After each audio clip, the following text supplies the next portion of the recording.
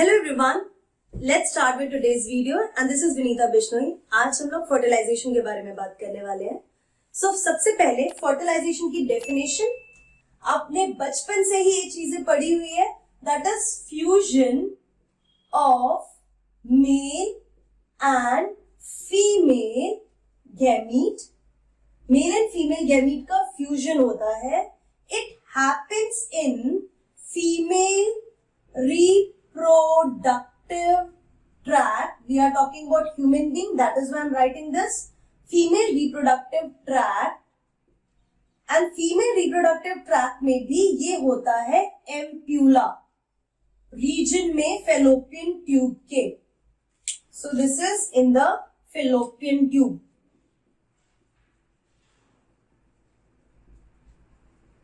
अब जो फर्टिलाइजेशन होता है, it is a physiochemical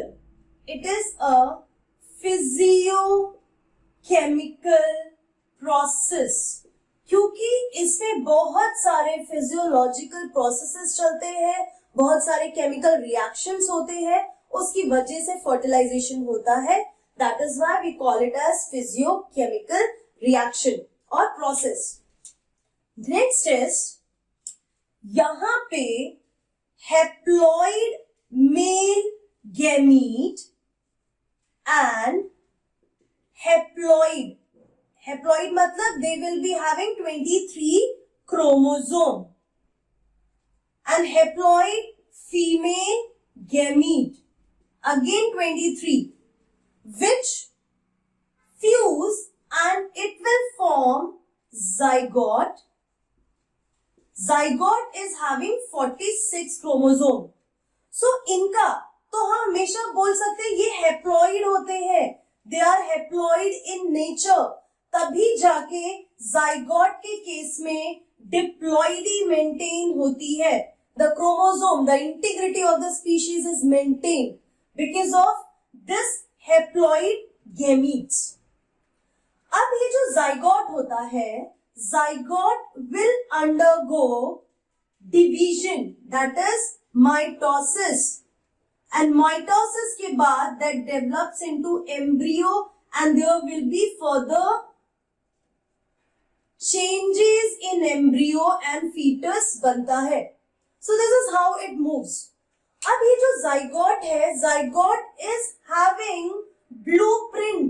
zygote is having blueprint क्योंकि मैटरनल एंड पैटर्नल दोनों के क्रोमोसोम्स आए हैं, दोनों साथ में आने के बाद zygote में, and that zygote is having कि वो जो एडल्ट बनेगा जब वो एम्ब्रियो में डेवलप होगा, फर्दर डेवलपमेंट होगा, तो कैसे डेवलप होगा, कैसे फीचर्स होंगे, कैसे फिजियोलॉजी होगी, everything is decided by this zygote, the chromosome present in this zygote. That is why I am saying that zygote is having blueprint. Now, ये मैंने आपको in short fertilization के बारे में बता दिया है.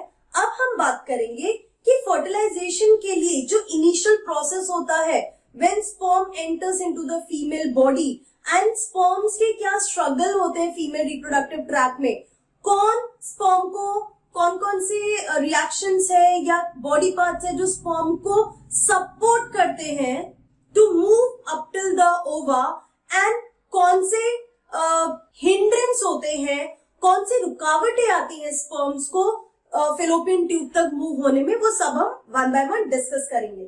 So let's start with that. So I'm writing sperm movement.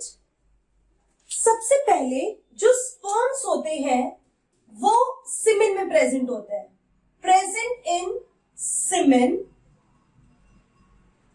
और जो सीमेन होता है, सो पर इजैकुलेशन, जो मेल बॉडी से इजैकुलेशन होता है, पर ejaculation it is 3 to 3.5 ml semen which is ejaculated inside the female reproductive tract. ये जो 3 to 3.5 ml semen होता है, semen क्या होता है? It is sperm plus secretion of accessory glands. Seminal vesicle, prostate gland, bulbourethral glands, उनके secretion और sperm मिलकर ये सीमेन बनाते हैं. सो सीमेन जो है 3 to 3.5 ml सीमेन में it is 300 million sperms. 200 to 300 million जितने स्पर्म्स प्रेजेंट होते हैं इन दिस 3 to 3.5 ml सीमेन पर इजैकुलेशन. अब ये जो सीमेन होता है इसका पीएच है अराउंड 7.2 to 7.5, 7.4 इतना पीएच है. Like it is slightly basic pH. ये इतना जो सीमेन के अंदर स्पर्म है इसमें से approximately 100 sperms reaches to the fallopian tube. So आप इस चीज से अंदाजा लगा सकते हैं कि इतने स्पर्म्स में से कितने ज्यादा इनको हिंड्रेंस आएंगे, रुकावटें कितनी ज्यादा आएगी कि सिर्फ 100 स्पर्म्स ही पहुंच पाए हैं फेलोपियन ट्यूब के पास, ओव्यूल के पास. अब ओव्यूल को भी जब फर्टिलाइज, यहाँ पे भी जो है डिक्रीज होगा number when exactly the sperm touching the Oval membrane. तो सिर्फ 100 स्पर्म्स आए. अब हम बात कर रहे हैं कि ये जो 100 स्पर्म्स को रिजेक्शंस मिल रहे हैं, ये हिंड्रेंस मिल रहे हैं, वो कौन कौन से हिंड्रेंस है. So I am writing here barrier to sperms, या स्पर्म को रेजिस्ट करने वाले कौन से फैक्टर्स है. So first factor is the pH of female reproductive tract. अब यहां पे जो पीएच होता है that pH is acidic. So this is the chemical barrier. ये केमिकल बैरियर दे रहा है स्पर्म्स को, उनको परफेक्ट एनवायरनमेंट नहीं मिल रहा जिसकी वजह से वो मूव कर सके.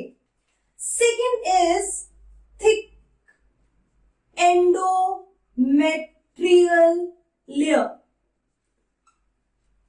थिक एंडोमेट्रियल लेयर जो है it is a physical barrier.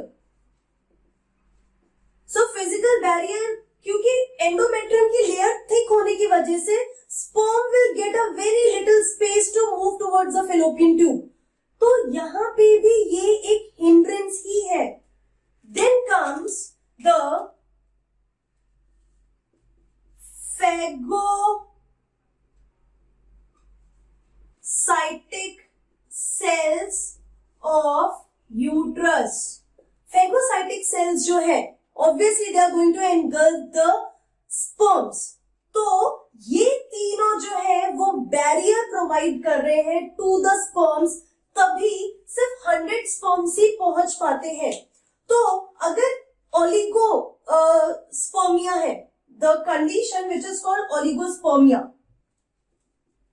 Oligospermia मतलब होता है less sperm in the semen. तो अगर ओलिगोस्पर्मिया हुआ, लेस स्पर्म हुआ, तो क्यों कहते हैं that will cause infertility in the male? Because 300 में से भी सिर्फ 100 पहुंच पाते हैं, तो ओलिगोस्पर्मिया तो ऑलरेडी बहुत कम है. So there are very little chances of sperms to reach to the ova. बहुत कम चांसेस होते हैं कि वो ओवा तक पहुंच पाए स्पर्म्स. इसीलिए ओलिगोस्पर्मिया के केस में इनफर्टिलिटी होता है. देन अब हम बात करेंगे, ये तो मैंने बैरियर्स की बात की. There are some factors which are supporting the sperms to move to reach in the fallopian tube near the ova. अब हम उन फैक्टर्स की बात करेंगे. तो वहां पे मैंने बैरियर लिखा है सपोर्ट फॉर स्पर्म. ये मैं टाइटल दे देती हूं. सपोर्ट फॉर स्पर्म में आएगा सबसे पहला support is the prostaglandin. Prostaglandin अगर आपको याद हो, it is present in semen and it is secretion of seminal vesicle. Seminal vesicle के सिक्रीशन में प्रोस्टाग्लैंडिन प्रेजेंट होता है एंड प्रोस्टाग्लैंडिन क्या करता है, कॉन्ट्रैक्शन ऑफ यूटेरस वेजाइना, और कॉन्ट्रैक्शन इस तरीके का होता है जो स्पर्म को ऊपर की तरफ एक्सपेल करता है, towards the fallopian tube expel करता है, इसीलिए prostaglandin is very important. Second one is uterus contraction. Uterus भी कॉन्ट्रैक्ट होता है क्योंकि उसकी लेयर जो वो थिक होती है, तो ऐसा कॉन्ट्रैक्शन देता है जिसकी वजह से ये जो स्पर्म्स होते हैं वो अपवर्ड मूवमेंट शो करते हैं। It is that positive contraction. And third one is tail of sperm. Sperm का जो टेल होता है वो मूव करता है और वो मूवमेंट की वजह से भी स्पर्म जो है it is moving towards the fallopian tube. अब ये स्पर्म मूव कर रहा है, इसके पीछे रीजन है mitochondria. Mitochondria provides a lot of energy और इस एनर्जी से वो स्विम करता करता ऊपर की तरफ पहुंच जाता है फेलोपियन ट्यूब तक। So this is also one of the reason why sperm reaches, these many sperm reaches to the fallopian tube। तो ये hindrance है और ये support है। sperm जो होता है it moves almost 1 to 4 mm per minute। इतना ही मूवमेंट कर पाता है स्पर्म, इतना ही मूवमेंट कर पाता है स्पर्म 1 मिनट में, इसीलिए उसको टाइम लग जाता है क्योंकि उसको इतना सब कुछ झेलना होता है, तब वो फेलोपियन ट्यूब की तरफ पहुंचेगा।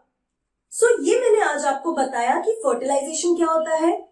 फर्टिलाइजेशन में स्पर्म की एंट्री वाला पॉइंट बताया कि स्पर्म्स के लिए क्या सपोर्ट है और क्या हिंड्रेंस है, बैरियर क्या है। अब स्पर्म्स में कुछ चेंजेस आते हैं और फिर वो फर्टिलाइज करता है एग मेम्ब्रेन को। सो वो सारी चीजों को मैं कवर करूंगी अपने नेक्स्ट फर्टिलाइजेशन सीरीज वाले lecture में। तो next topic will also be under same heading, that is fertilization, but the events will be different. So see you in my next video. Till then, keep learning and be safe.